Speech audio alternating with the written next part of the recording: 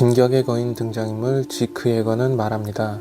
태어나지 않았으면 고통받지 않아도 됐을 텐데, 그렇다면 우리는 가장 사랑할 존재에게 고통의 세계를 겪게 하는 출산이라는 선택을 옳다고 할 수 있을까요? 인류사를 돌아보면 인간은 곧 인구라는 숫자로 측정되어 왔습니다. 이는 단순한 숫자가 아니라 노동력이자 군사력이었고 곧 국력이었습니다. 그리고 그 과정에서 개인의 인권이나 행복 추구권과 같은 것들은 상대적으로 경시되곤 했습니다. 하지만 우리가 사는 현 시대는 개인의 생명, 권리와 같은 인본주의적인 가치들이 중시되며 더 나은 세상이 되었지만 동시에 인류는 새로운 문제들을 마주하게 되었습니다. 요즘 저출산이나 결혼 관련 영상 혹은 인터넷 뉴스의 댓글들을 보면 적지 않은 사람들이 자신의 인생 경험을 바탕으로 삶에서 행복보다는 고통을 훨씬 크게 느끼고 결혼이나 출산에 대한 판단 기준을 고통으로 두어 하지 않는 것이 낫다는 댓글들이 많이 보입니다. 그래서 저는 출산이라는 행위 자체가 과연 옳은 것인지 한번 생각해 보고자 합니다. 이 질문에 답하기 위해서 가장 먼저 생각해 보아야 할 것은 옳다를 판단할 기준이 무엇이냐는 것입니다. 여기서는 인간이 자연 상태에서 본능적으로 추구하는 행복과 쾌락을 긍정적인 변수로 설정하고 본능적으로 기피하는 고통을 부정적인 변수로 설정하는 것이 가장 합리적이라고 볼 수 있습니다. 또한 한 가지 더 명확하게 해야 될 것이 있습니다. 언뜻 보면 플러스와 마이너스로 측정되어 상쇄가 될 것 같은 고통과 행복은 서로 상쇄되는 가치가 아니라는 것입니다. 예를 들어 배가 고픈 상태에서 눈앞에 아무리 매력적인 이성이 있다고 하여 배고픔이 사라지지는 않습니다. 반대로 인간관계에 대한 외로움을 음식으로 해결할 수는 없습니다. 즉 서로 다른 종류의 고통과 행복은 서로 대체되거나 상쇄되지 않습니다. 자, 그럼 본론으로 들어가 볼까요? 첫 번째로 생각해 봐야 할 것은 행동과 책임의 문제입니다. 현대사회에 살고 있는 우리는 보통 자신의 행동에는 책임이 따른다 라는 사회적 공리 위에서 살아가고 있습니다. 그리고 이 말은 행동과 책임의 주체가 같다는 전제를 당연히 포함하고 있습니다. 그것이 죽음이나 질병과 같은 자연적 고통이건 가족의 사망이나 연인과의 이별, 실패로 인한 좌절 등의 사회적 고통이건 상관없이 인간은 존재함으로써 고통을 필연적으로 직면하게 됩니다. 여기서 중요하게 생각해 봐야 할 점이 생깁니다.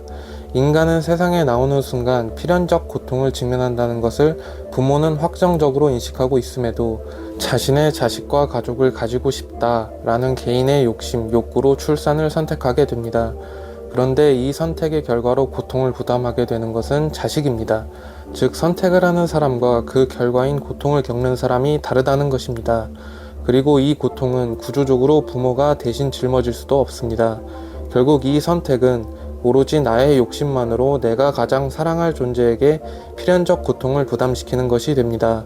우리는 이 선택을 선택하는 시점에서 옳다고 할 수 있을까요?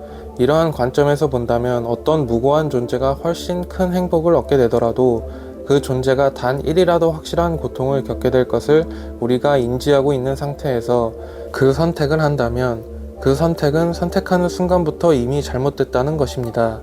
왜냐하면 행동과 책임이란 사회적 공리에서 근본적으로 벗어나기 때문입니다. 하지만 다른 관점도 있습니다.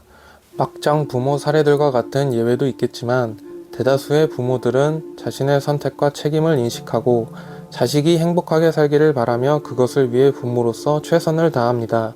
그리고 그러한 부모의 노력 속에서 자식은 고통을 겪기도 하지만 동시에 가족 간의 유대, 자아 실현 등 다양한 긍정적 가치를 경험하게 됩니다. 여기서 중요한 점이 있습니다. 고통과 행복은 서로 대체 가능한 존재는 아니지만 그럼에도 불구하고 공존할 수 있습니다. 그리고 인간은 각각의 경험에 나름 중요도를 부여합니다. 그래서 객관적인 상태와는 별개로 자신의 삶을 주관적으로 긍정적으로 평가할 수 있습니다. 그 결과로 누군가는 그래도 태어나길 잘했다 라고 생각할 수도 있습니다. 그리고 이 경우 부모의 선택은 결과적으로 정당화되는 것처럼 보입니다. 하지만 이 논리에는 중대한 문제가 있습니다. 바로 결과가 미지수라는 것입니다. 모든 사람이 그래도 태어나길 잘했다 라는 평가를 내리는 것은 아닙니다.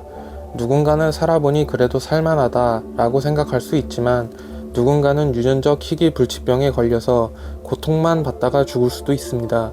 누군가는 뉴스에 나오는 막장 부모를 만날 수도 있고 누군가는 불의의 사고를 당할 수도 있습니다.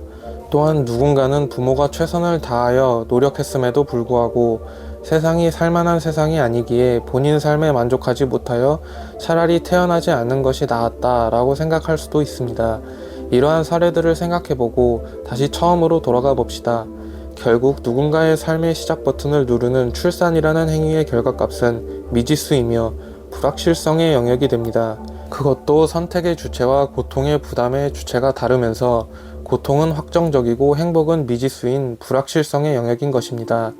그렇다면 반대로 생각해 보겠습니다. 애초에 시작하지 않는다면 행복도 없고 고통도 없습니다. 물론 책임도 생기지 않죠. 이 상황에서 여러분이 선택하는 사람이 아니라 겪는 사람의 입장이라면 출생이라는 버튼을 누르겠습니까? 아니면 누르지 않겠습니까? 이렇게만 본다면 출산이라는 행위는 정의롭지 못한 선택처럼 보일 수도 있습니다. 그렇다면 반대로 우리 인류는 지금 시점부터 출산을 멈추고 스스로 사라지는 것이 옳은 선택일까요? 하지만 현실은 그렇지 않습니다.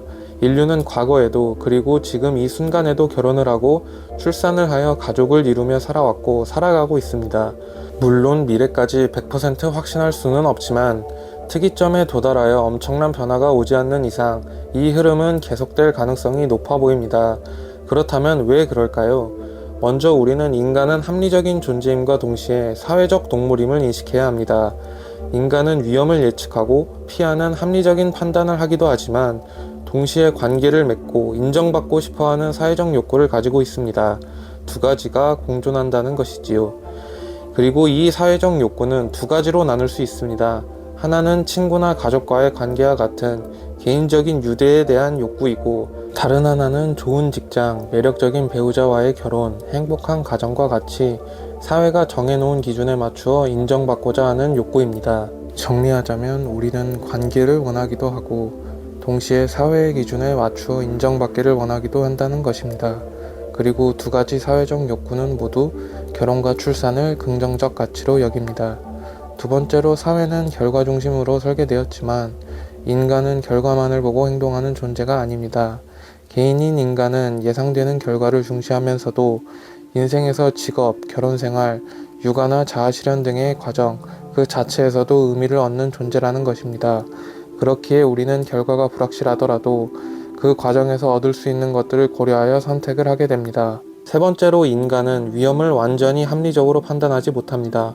위험이 존재한다는 것을 알면서도 그 일이 나에게는 일어나지 않을 것이라는 막연한 기대를 가지기도 하고 동시에 그 위험을 정확히 측정하지 못합니다.